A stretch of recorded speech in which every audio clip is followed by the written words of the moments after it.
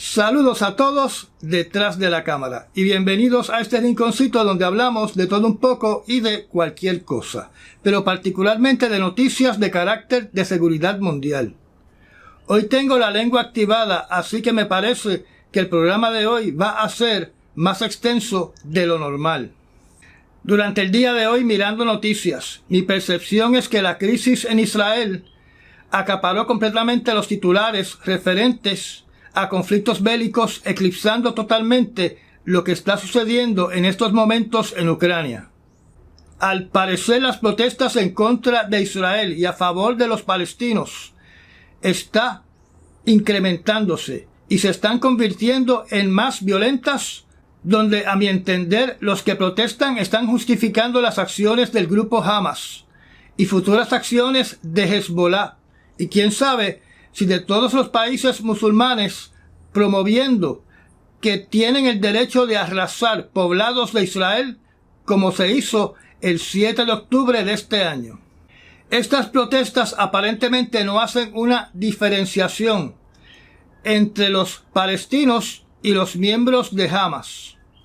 sin justificar las acciones del contraataque de Israel sobre los eventos del 7 de octubre, ni tampoco para justificarlos por los contraataques anteriores contra la Franja de Gaza, ni tampoco justificándolos por las tierras que han invadido desde el año 1948. Quiero mencionar que el pueblo de Israel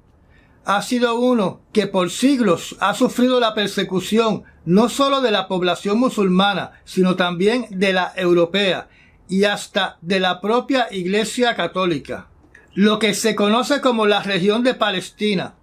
estuvo habitada por una población pequeña de judíos que tuvieron que irse al exilio para huir de la persecución de los imperios que han controlado esa zona del mundo. Si no hubiera existido dicha persecución, no hubieran tenido la necesidad de escapar de Tierra Santa.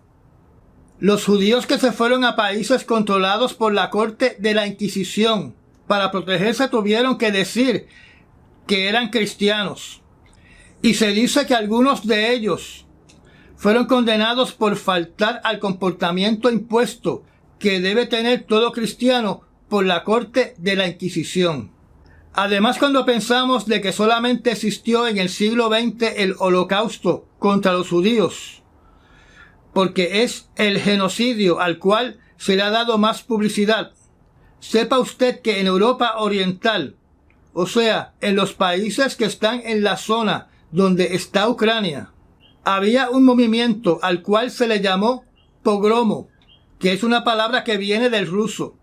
que tiene que ver con el linchamiento en masa, espontáneo o premeditado,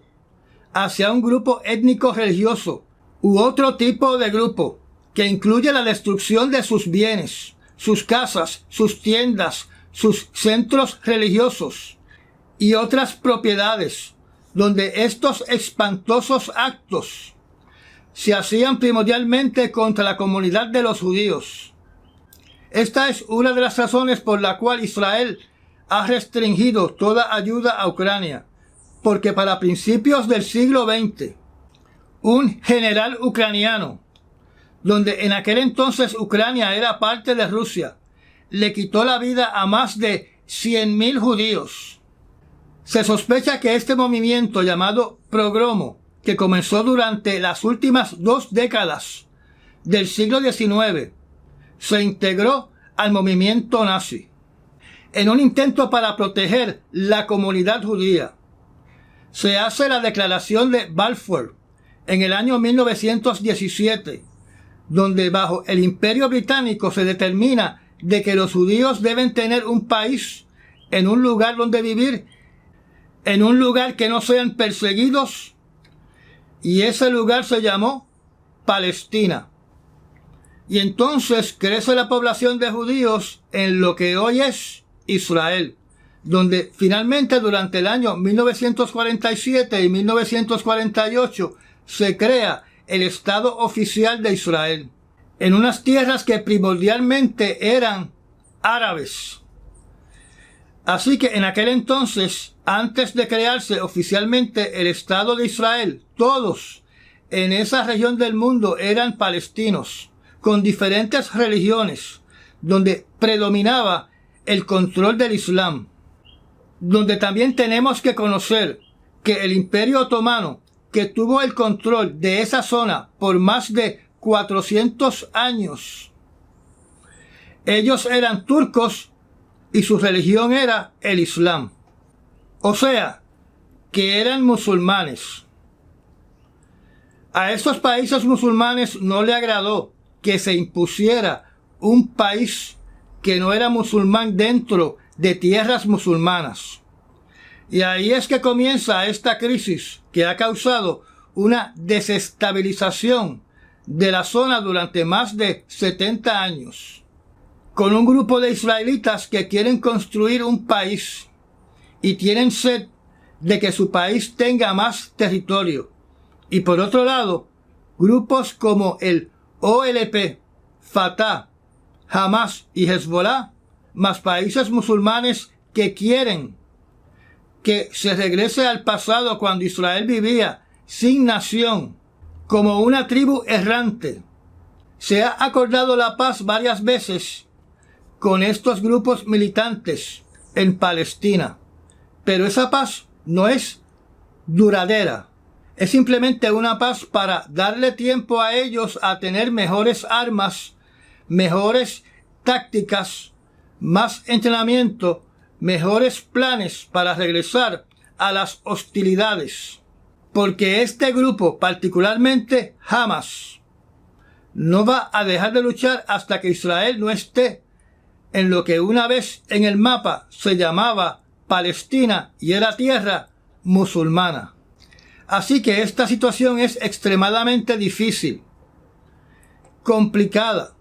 y no es tan fácil decir borrón y cuenta nueva. Y regresamos a la dinámica de las relaciones israelí-palestina antes del ataque del sangriento día del 7 de octubre. Entiendo que la esperanza que tiene Israel es poder entrar en la franja de Gaza para destruir todos los arsenales de armamento y destruir el complejo de túneles, no solamente debajo de la ciudad de Gaza, sino también por toda la franja de Gaza, donde Israel por lo menos quiere atrasar en lo más posible el próximo ataque de esta guerra que va a ser eterna. No esperen que si se negocia una paz en estos momentos, esa paz dure mucho, porque solo va a durar hasta el año que viene, hasta el mes que viene, hasta la semana que viene,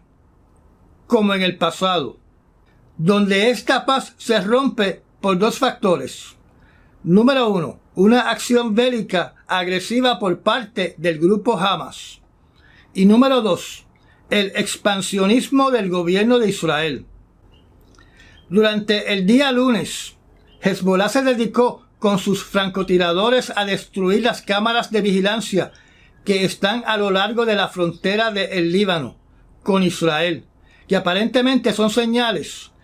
de que no desea que los israelitas estén monitoreando los movimientos de sus combatientes. Sobre este pequeño frente de batalla se ha dicho muy poco, donde hasta ahora se alega que han muerto unas 13 personas, pero solo se especifica que 3 combatientes eran de Hezbollah y 3 combatientes eran de Israel, y que los enfrentamientos se están suscitando en una zona de 8 kilómetros de diámetro, donde algunas imágenes sugieren que Israel posiblemente utilizó en uno de sus ataques fósforo blanco. También se alega que Hezbollah pudo destruir un tanque de guerra de Israel utilizando un misil portátil antitanque de fabricación rusa. Se dice que la población del Líbano tiene una gran preocupación de que el grupo terrorista Hezbollah lleve al país a una guerra completa contra Israel, donde pese a que el gobierno del Líbano alega que tiene un ejército de más de 70,000 soldados, el gobierno permite que Hezbollah ponga el país en riesgo y actúe libremente en el Líbano, porque en ese país Hezbollah es un poderoso partido político que apoya al gobierno actual y se ve como una fuerza militar que protege al Líbano en contra de Israel. Así que podemos decir que al igual que en la Franja de Gaza, donde Hamas controla el gobierno, en el Líbano pasa exactamente lo mismo. Debido a esta actividad bélica en la frontera con el Líbano, el primer ministro de Israel, el señor Netanyahu, le envió una amenaza al Líbano y a Irán en hebreo, diciendo que no lo hagan, diciendo que tengan mucho cuidado y que no se atrevan a probar el poder de Israel, donde añadió la oración, y cito, no repitan los errores del pasado, porque el precio que van a pagar va a ser mucho peor. Cierro la cita. El grupo de Hezbollah alega que tiene 100.000 combatientes preparados y armamento moderno, un reclamo que aparentemente Israel no reconoce que Hezbollah tenga tantos recursos y tantos combatientes. En el medio noticioso que conocemos como Fox News, hasta el comienzo del día 17 de octubre, la cifra continúa en más o menos 1.400 ciudadanos y soldados de Israel fallecidos y 30 norteamericanos, donde el estimado de muertos en la Franja de Gaza asciende a 2.808, con 10.950 personas heridas y 13 norteamericanos todavía desaparecidos. Se alega que la cifra de combatientes muertos de Hamas asciende a 1.500 y que deben haber cientos más en las ruinas de Gaza. Estos 1.500 que acabo de mencionar no están incluidos en los 2.808, porque son cadáveres que están atrapados debajo de los escombros, donde también se teme que hay 300 niños y 500 familias, y donde se dice que la zona con los edificios colapsados en la ciudad de Gaza huele a putrefacción humana. Estas cifras deben subir durante el día de hoy debido a nuevos ataques por parte del ejército de Israel a otras partes en la Franja de Gaza, en el sur de Gaza, donde Israel reclama que ha llevado a cabo 200 ataques dirigidos a puestos de Hamas, a un banco utilizado por ellos, a sus almacenes y a su complejo de túneles. Recordemos que estas cifras que provienen de la Franja de Gaza deben ser estimados y deben tener un gran % de error. Por ahora se ha restaurado el agua en la Franja de Gaza, pero naturalmente el agua debe estar fluyendo solamente en aquellos lugares donde la infraestructura de agua potable no ha sido destruida por el bombardeo de Israel. Hubo una acusación en contra de los líderes de Hamas, indicando de que han gastado el dinero del país en armas y en casas extravagantes, en apartamentos lujosos para sus líderes, viviendo cómodamente en Qatar, donde dicho dinero se debió invertir en generatrices de electricidad y facilidades para proveer agua potable a los palestinos, en vez de estar exigiendo que Israel le tiene que proveer agua y electricidad. La carta que envió Putin al Comité de Seguridad de las Naciones Unidas fue derrotada, porque en ningún lugar de la propuesta por Putin se mencionaba a Hamas y no presentaba acciones en contra de Hamas. Por otro lado, el presidente de Canadá está solicitando que se abra un corredor de ayuda humanitaria de forma inmediata para llevar comida, medicinas, agua y otros artículos de primera necesidad al pueblo de Palestina. La Unión Europea, incluyendo el país de Japón, también están impulsando un corredor humanitario. Desde la frontera de Egipto también se está llevando una operación de ayuda humanitaria. que hasta el día de ayer estaba prácticamente paralizada debido a que solamente hay un cruce fronterizo que ha estado cerrado la mayor parte del tiempo. Y cuando se abre, palestinos cruzan hacia Egipto como refugiados. También hay visuales de decenas de personas que están cruzando el desierto para llevar ayudas al pueblo palestino. Se espera que se llegue a un acuerdo para mantener este cruce abierto y que las ayudas puedan fluir con normalidad. El presidente Biden, que visita a Israel durante esta semana, ha dicho de que es un error que el ejército de Israel entre a la franja de Gaza. Pero por otro lado, la única manera de desmilitarizar al grupo Hamas es entrando a la franja de Gaza, porque el grupo Hamas nunca va a entregar sus armas. Durante las últimas 48 horas, los combatientes de Hamas han enviado una lluvia de cohetes tipo Qassam, donde estos cohetes son de fabricación casera, que puede ser una señal de que a Hamas se le acabaron los misiles más modernos que tenía en su arsenal. Israel anunció durante el día del lunes de que va a utilizar en el campo de batalla sus sistemas de defensa láser para formar parte del domo de hierro. El sistema portátil que están activando se llama rayo de hierro y está diseñado primordialmente para blancos pequeños como misiles. Ellos también están desarrollando otro rayo láser mucho más grande, que no es portátil para misiles balísticos, que se llama Thor. Este lunes hubo una conversación entre el primer ministro Netanyahu y el presidente de Rusia, Vladimir Putin, donde se ha dado muy poca información de esa conversación,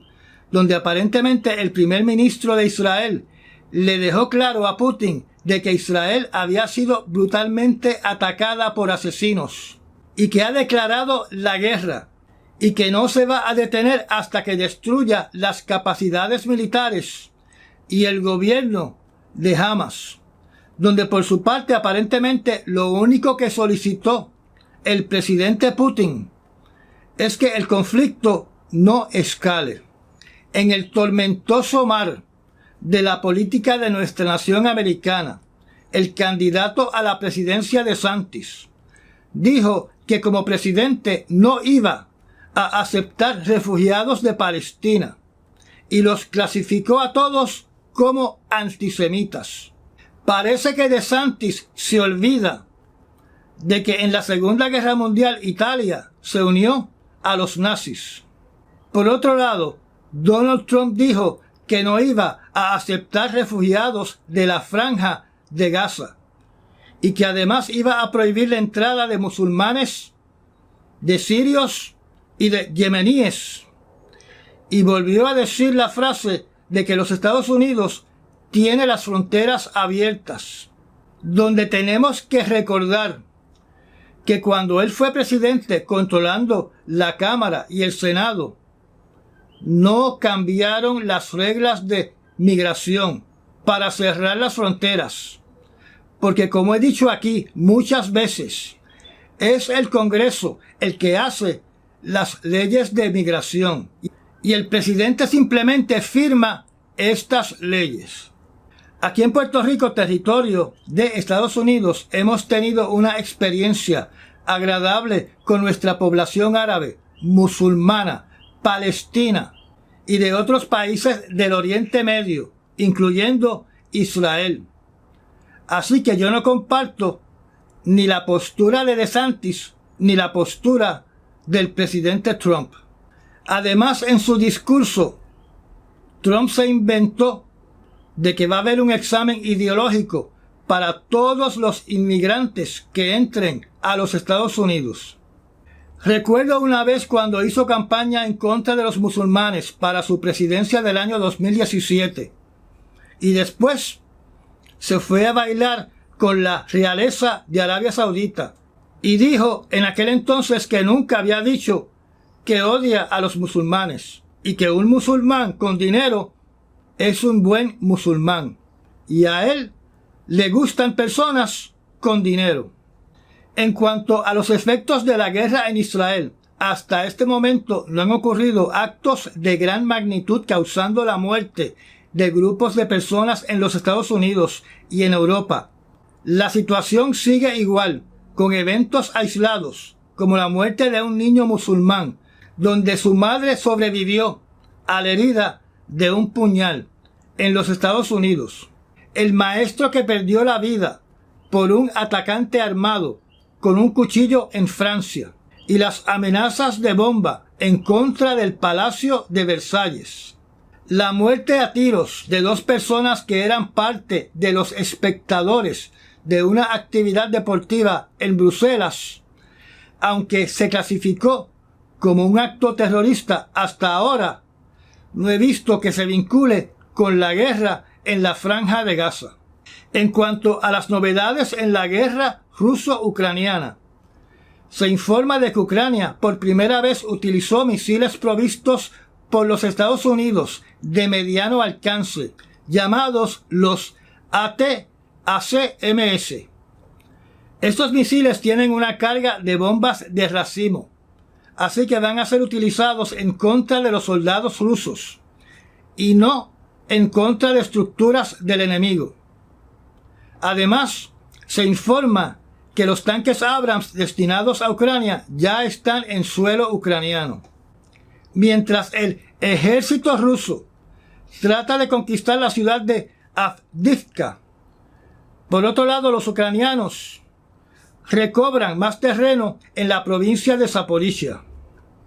En Rusia se están tomando unas decisiones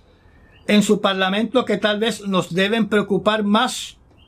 de lo que está ocurriendo en estos momentos en Israel. Y es que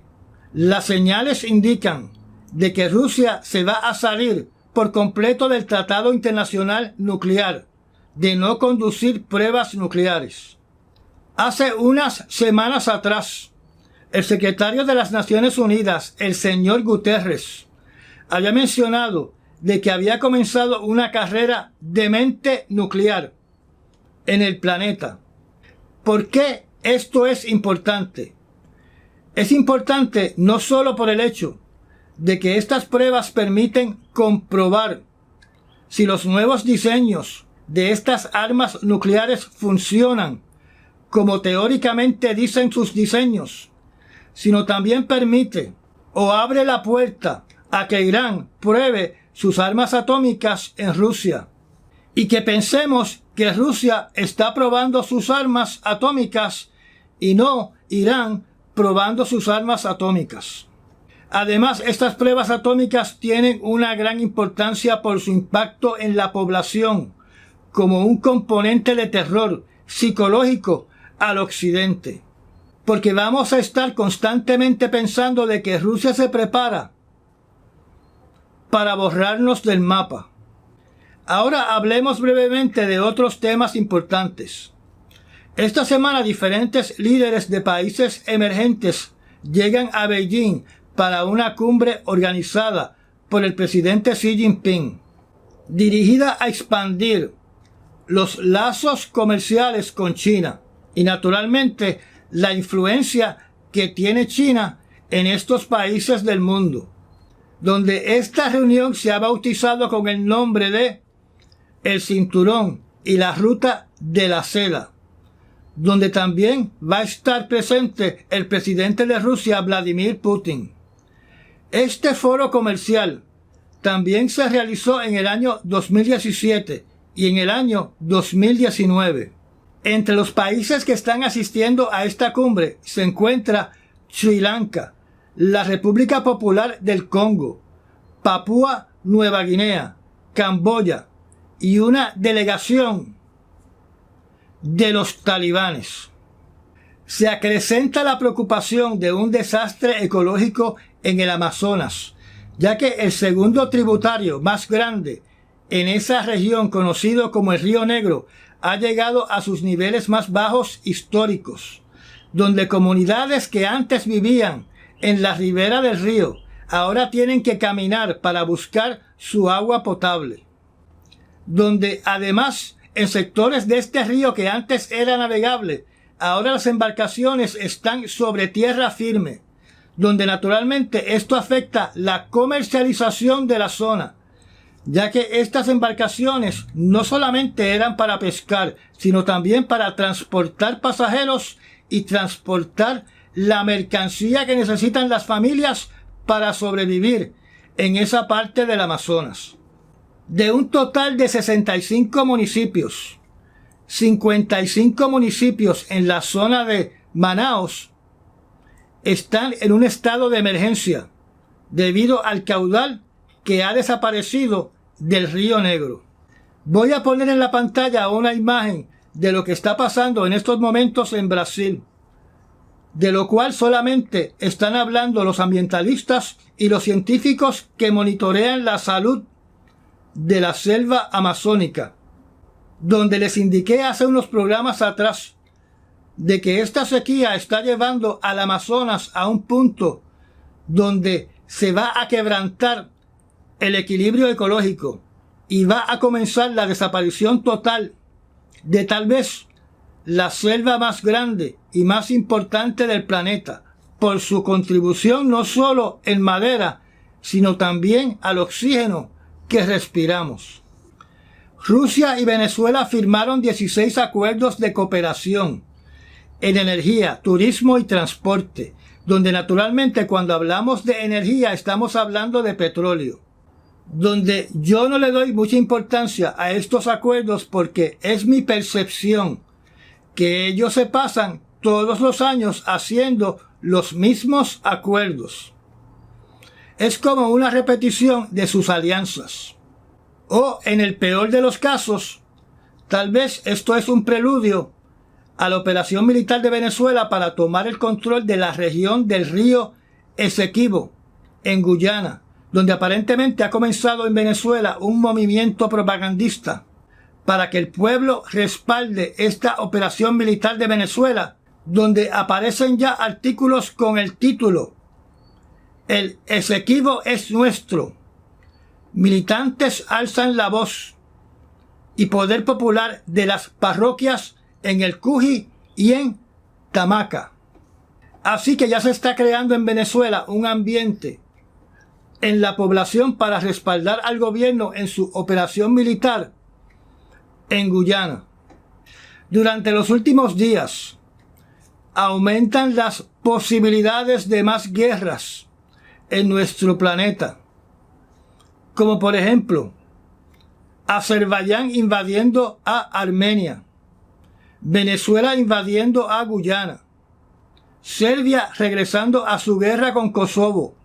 Irán envolviéndose directamente en la guerra en la Franja de Gaza, la invasión pendiente de la organización CEDEAO para sacar la junta militar del país de Níger, una posible guerra entre Egipto y Etiopía por la represa que va a controlar el caudal del río Nilo, la posible invasión de China en la isla de Taiwán, el posible conflicto armado entre República Dominicana y Haití por el agua del río Masacre, donde tenemos que añadir que debido a los conflictos en Israel y Ucrania, hemos dejado de hablar de otros conflictos, como por ejemplo el de Birmania, el de Sudán, los ataques de los grupos yihadistas de Boko Haram en África, los ataques por parte de Turquía a la población de kurdos en Siria y en Irak, el genocidio que está llevando a cabo China en contra de los musulmanes uigures en el oeste del país, los bombazos regulares, tan regulares que ni los mencionamos, que continúan en la ciudad de Bagdad, en Irak, los ataques de Irán a la población kurda en el norte de su país, la guerra contra ISIS y contra rebeldes que continúa en Siria, los ataques de grupos extremistas de ISIS, talibanes y Al-Qaeda en el país de Pakistán, los enfrentamientos bélicos entre India y Pakistán en la región disputada de Cachemira, los enfrentamientos violentos entre el gobierno de la India con la población musulmana en el oeste del país, los enfrentamientos en Somalia entre grupos terroristas y los Estados Unidos, los enfrentamientos entre la Guardia Costera de China con Filipinas y la locura de los republicanos de atacar en territorio de México a los carteles de drogas. Es un mundo que no quiere paz y aparentemente sueña que la culminación, la meta del ser humano es consumir la tierra en una bola de fuego, donde esos escenarios apocalípticos que hemos visto en películas de ciudades destruidas y de personas tratando de sobrevivir con lo que puedan en esas ciudades, se ha visto en nuestro presente en el siglo XXI, en Siria, en Ucrania, en Libia, en Gaza, en Irak, debido a las guerras, y en lugares como Turquía, en Haití, en Afganistán y en Hawái, por actos de la naturaleza. Con esto concluimos la discusión de las noticias escogidas para las últimas 24 horas. Como siempre les pido que recomienden este canal y que compartan este video. Gracias a los que son patrocinadores de este canal por sus super thanks y por hacerse miembros de nuestra zona privada. Y recuerden hacer diariamente actividades para manejar el estrés y las ansiedades que causan este tsunami de violencia y de guerra que arropa a todo nuestro planeta. Me dan un like y nos vemos en las próximas noticias. Hasta mañana.